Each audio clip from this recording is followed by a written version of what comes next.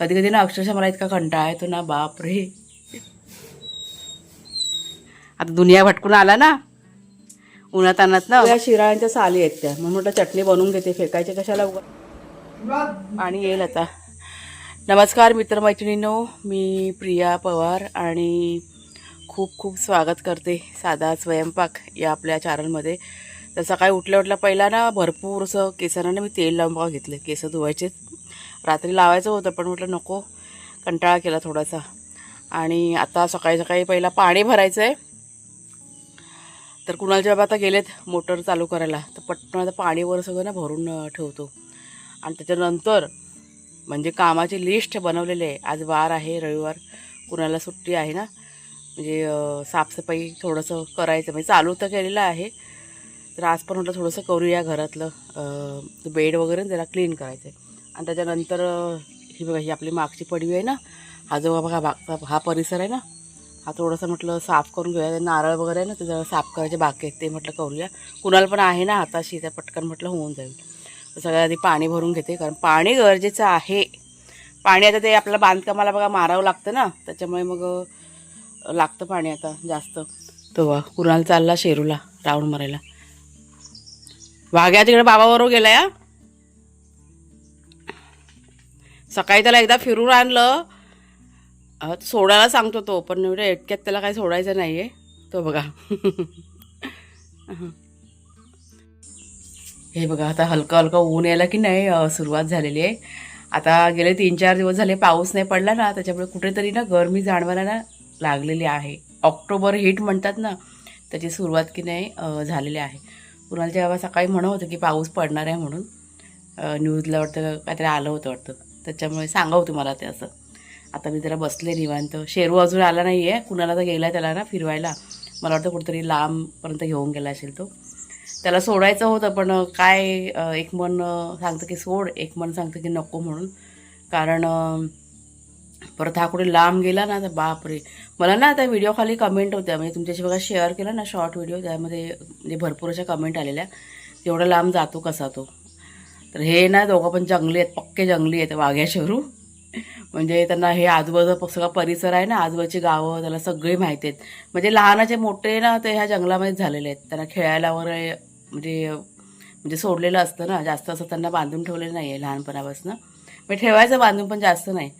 पण आमच्या बाजूला तुम्हाला मी सांगते, बुरंबावडे, दारूम अशी वेगवेगळी गावं आहेत. तुम्ही कदाचित ऐकली पण असतील त्या गावांची नावं. दारूमपर्यंत दोघंजण जातात खेळायला वगैरे, इतकं लांब लांब दोघांचं असतं फिरणं वगैरे. पण ते पुन्हा घरी गेले रिटर्न येतात वेळेतच, असं आहे ते. त्याच्यामुळे आत्ता कुठं तर तो सांगतो सोडायला, पण कुणाला जेव्हा म्हणाले की नको, इतक्यात नको, अजून एक 4-5 दिवस जाऊ देत आणि मग त्याला आपण सोडूया असं. आले वाटतं ते मोटर चालू करायला गेलेत ना, अजून काय आलेले नाही आहेत. मी आता घरातला केर कचरा काढून घेतला, म्हणजे जरा बसते निवांत, तुमच्याशी म्हटलं जराशा गप्पा मारूया. कामं काय नेहमीचीच आहेत, ती काही संपणार नाहीत कामं. कधी कधी ना अक्षरशः मला इतका कंटाळा येतो ना, बापरे, किती करायचं असं वाटतं. पण काम पण पाहिजे हं. कामाशिवाय ना, आपण असं म्हणतो की काम असेल तर आपल्याला कंटाळा येतो, पण काम नसेल ना तर बसून बसून की नाही अंग माझं जाम होऊन जातं आणि मग मला कसं तरी होतं, म्हणजे दुखणं चालू होतं मग. पण जेव्हा मी काम करते ना त्यावेळेस मला असं खूप असं रिलॅक्स वाटतं, बरं वाटतं. थोडीशी धावपळ होते हो, पण असं बरं वाटतं, असं आहे. कुणाला जेव्हा पण सेम आहे. आता मध्ये बघा पाऊस भरपूर असं पडायचा ना, आम्हाला काय बाहेर पडायला मिळायचं नाही, घरातल्या घरात काय एवढं काही काम नसायचं. पण बसून बसून ना शरीराची सगळी हालचाल बंद झाली होती. त्याच्यामुळे असं खूप असं हे दुखतंय ते दुखतं सगळं चालू असायचं. पण आता 3-4 दिवस झाले बघा, पुन्हा आता बागेतलं काम चालू केलं ना, इतकं बरं वाटतं ना, इतकं रिलॅक्स वाटतं ना. सगळं दुखणं वगैरे ना सगळं बंद झालेलं आहे. नाही तर कंबर दुखते, पाय दुखते, हात दुखते, हे सगळं चालू असायचं. गंज पकडतो आपल्या शरीराला, शरीराचे जे अवयव आहेत ना त्यांना, बसून राहिलो तर. त्याच्या काम आहे ना सतत करत राहायचं. ज्या वेळेस मला असं वाटतं ना मनाला माझ्या की आता कंटाळा आला आहे, तर शांत बसायचं निवांत, काम काय थोड्या वेळाने पण होईल. आता मला असं वाटलं की तुमच्याशी बोलावं, त्याच्यामुळे मग मी आता म्हटलं बसूया जरा शांत 5-10 मिनटं तुमच्याशी, म्हटलं बोलते, तेवढं जरा असं बरं वाटतं. आता दिवाळीचा फराळ करायचा आहे, साफसफाई करायची. म्हणजे ह्या वर्षी माझं असं मनामध्ये चालू आहे की जर का समोर बघा बांधकामाचं चालू झालं ना आपल्या, तर कदाचित ह्यावर्षी मी फराळ नाही करणार, बाहेरून थोडंसं आणायचं. बघू आता कसं काय जमते, अजून काही नक्की नाही केलेलं आहे. डीमार्टला मला जायचं आहे. मागच्या एका व्हिडिओमध्ये कमेंट केले का ताईने की तुम्ही डीमार्टला आता जात नाही का. जाते मी डीमार्टला. माझी फेरी असते ना, म्हणजे समजा ना 4 महिन्यातून एकदा मी फेरी मारते. आणि ज्या ताई जुन्या आहेत ना आपल्या चॅनलवरती, त्यांना सगळं माहिती आहे की मी कशा पद्धतीने घरामध्ये सामान वगैरे भरते. ते म्हणजे 4 महिन्याचं सामान मी एकदम आणून भरते डीमार्टमधनं. त्याच्यामुळे मला जाण्याचा जो खर्च असतो ना तो माझा वसूल होऊन जातो. ह्या सर्व गोष्टी आहेत आणि बरं पडतं ते. इथे गावच्या ठिकाणी इकडे तिकडे 10 दुकानं फिरण्यापेक्षा ते एका छताखाली जाऊन सामान भरलेलं मला म्हणजे पटतं त्या गोष्टी मला. आणि आवडतं मला डीमार्ट, मला ना असं खूप आवडतं. आता पण जायचं आहे मला सामान भरायला. पण आधी पहिला ना हे सगळं होऊ देत, म्हणजे घरातली साफसफाई झाली, परत बाग आपली पहिला स्वच्छ होऊ देत. ते सगळं झालं ना, आजूबाजूचा परिसर स्वच्छ, मग एखाद दिवस आहे ना सुट्टी बघून मग जाणार सामान भरून घ्यायचे. आता तिकडे जायचं म्हटलं का रत्नागिरी किंवा कोल्हापूर हे 2 ऑप्शन आहेत. कोल्हापूरला जायला काही हरकत नाही आहे, पण कोल्हापूरचा रस्ता थोडासा वळणावळणाच आहे आणि खराबसुद्धा आहे रस्ता तो. त्याच्यामुळे रत्नागिरी आम्हाला बेस्ट पडतं. सरळ रस्ता आहे त्याच्यामुळे, म्हणजे हायवे पकडून आपल्याला जायचं असतं. त्यामुळे काही भारी असं वाटत नाही.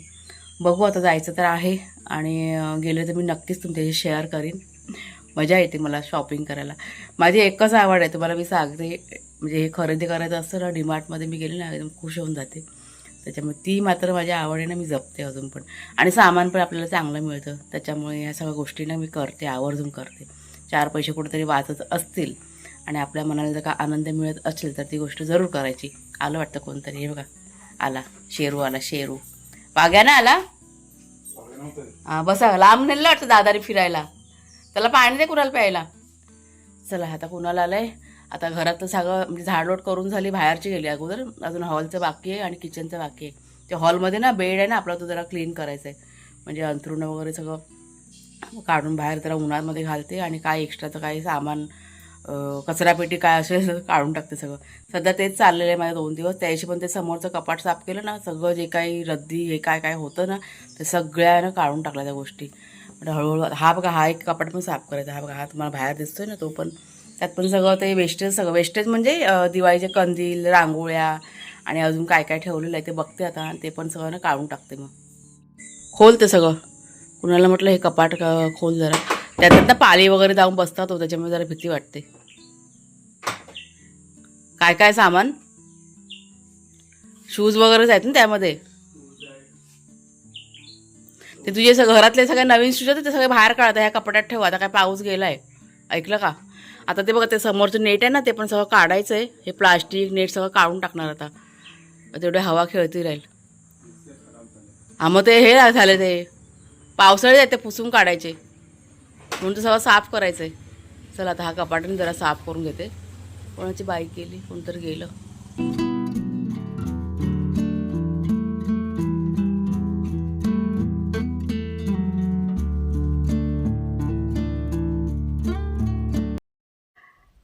तर फायनली दिवाळीच्या साफसफाईला बघा सुरुवात झालेली आहे. मला असं वाटतं की आता एक 4-5 दिवसच राहिलेत दिवाळीला.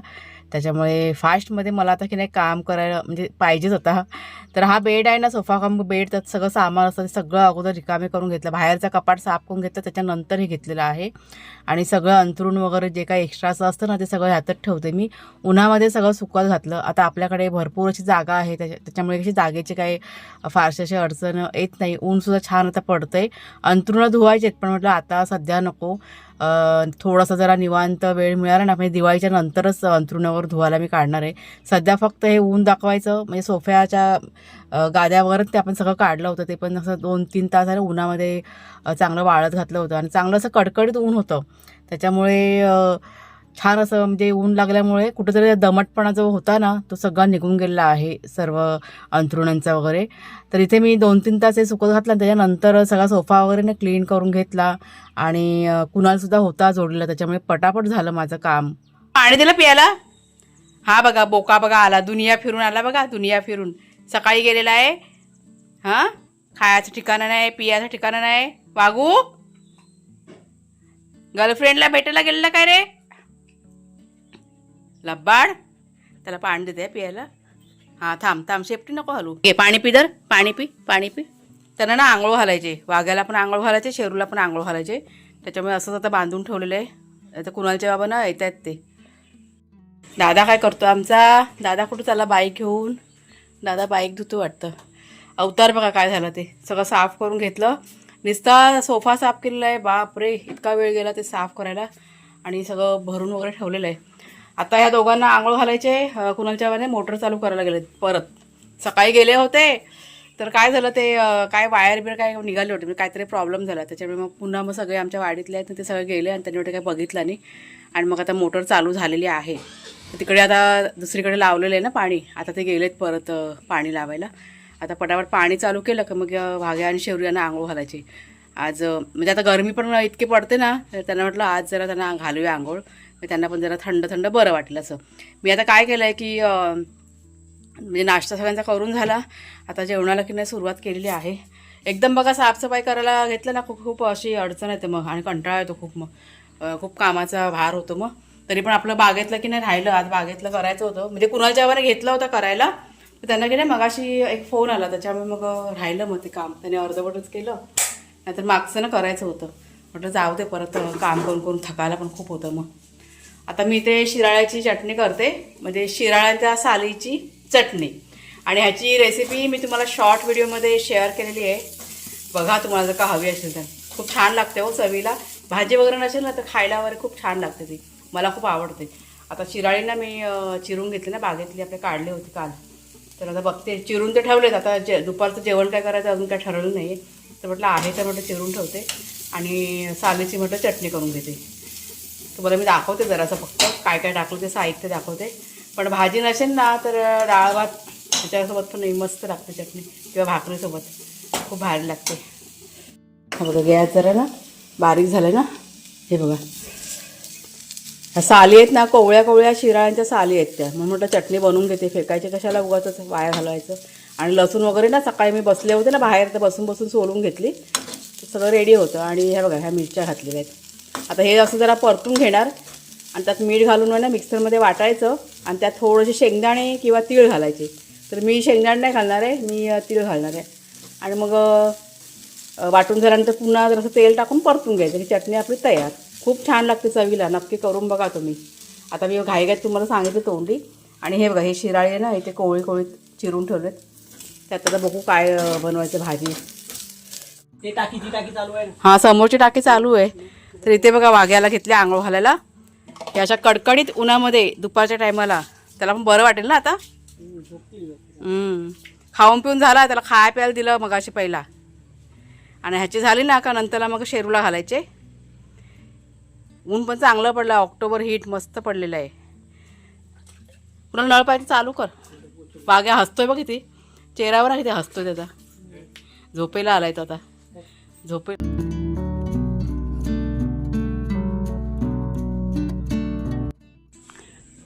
वाघ्याला माझ्या एकदम गार वाटलं असेल. आता दुनिया भटकून आला ना उन्हात आणत ना. बस इथे आता चल. बसा खाली बसा. हां आता जरा बरं वाटलं बघ गरमीतनं. गार बसा बस. हां बसा. मला काम आहे चल. पाणी चालू आहे आतमध्ये. झाल्या बघा दोघांच्या आंघोळ्या पण झाल्या. आमचं पाणी पण भरून झालं. आणि दोघांना एकदम बरं वाटलं दुपारी टायमाला आंघोळ केली म्हणून. आता झोपतील शांतपणे. शेरू जातो वाघ्याला चाटायला. वाघ्याला झोप येते. दमलाय तो आता. सकाळपासून फिरून आले ना बाहेर. चला आता झोपतील दोघंजणं. आता मी चालले किचनमध्ये जेवण करायला. तर दुपारच्या बघा जेवणाला तर मी सुरुवात केलेलं आहे. अर्ध करून झालं आहे. तर ही शिराळ्याचीच भाजी करते पण नॉनव्हेजमध्ये. तर ही बघा ही सुकी मच्छी एक 10-15 मिनटं झाली भिजत घातले. ते तांदळाचा डबा होता ना भाताचा त्यातच घातले भिजत. आता नाही 2-3 पाण्याने स्वच्छ धुवून घेते आणि मग पटकन फोडणीला घालूया. तुमच्याशी ना झटपट शेअर करते. खूप छान लागते कारण मागे मी 2-3 वेळा ना बनवली होती ही मच्छी टाकून. मस्त बनतं कालवण ह्याचं. चला सुरुवात करूया. तर घरामध्ये बघा जास्त काम असेल तर आपण सगळं जेवण नाही ना बनवू शकत. तर अशा वेळेस मी काय करते की एकच काहीतरी बनवायचं की भाजीचं पण काम होतं आणि डाळीचं पण काम होतं, म्हणजे वेगळं असं काही बनवावं लागत नाही. मग खिचडी बनवली तर आवडत नाही घरामध्ये कोणालाच, त्याच्यामुळे भात आणि असं एक कालवण बनवलं का सगळीजणं आवडीने खातात. तर आता कढईमध्ये बघा तेल घातलेलं आहे, त्यात भरपूर असा कढीपत्ता, कांदा घातलेला आहे आणि सर्व मसाले, तिखट मसाला, हळद, गरम मसाला, धणे जिरे पूड आणि टोमॅटो घातलेला आहे. त्याच्यानंतर परतून घेतलं, चिरलेली भाजी, बटाटा घातला एक आणि नंतरला त्यात भिजवलेली सुकी मच्छी आहे ना ती घातली. आता ह्यात आहे ना कोणती पण सुकी मच्छी घालायची. त्याच्यानंतर कैरी असते ना, सुकवलेली कैरी, त्याचे बाटे घातलेत मी, म्हणजे त्याला काय म्हणतात, कैरीची कोय असते ना ती घातलेली आहे.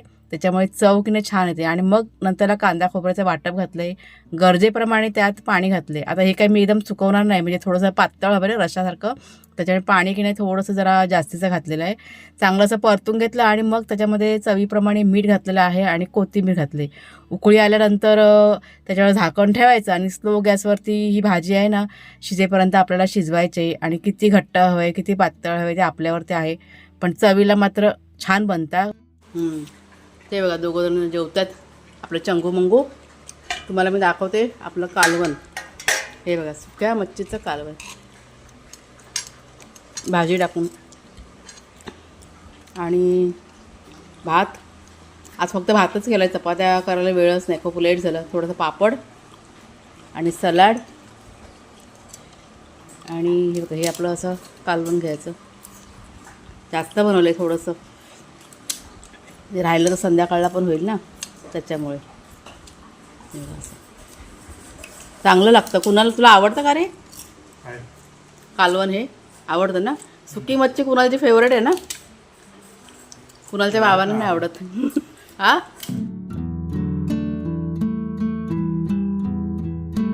तर आता बघा संध्याकाळची वेळ झाली आणि आता आम्ही घरातलं सगळं म्हणजे छोटं मोठं काम आटपून घेतलं आणि आता तळ्यामध्ये जायला निघालो आहे. आपल्याला की नाही हे बघा हे घराच्या ह्याच्यासाठी ना थोडंसं सामान ऑर्डर करायचे, म्हणून आम्ही चाललो आहे. कुणालचे बाबा आणि मी. कुणाला आहे घरामध्ये वाघ्याशिरूजवळ, तर पटकन म्हटलं जाऊन येऊया. तर व्हिडिओ मात्र आता आपला आजचा इथेच थांबवते. कसा वाटला जरूर सांगा, आवडला असेल जरूर लाईक करा, शेअर करा. पुन्हा आता आपण पुढच्या व्हिडिओमध्ये भेटूया. तोपर्यंत खूप खूप धन्यवाद.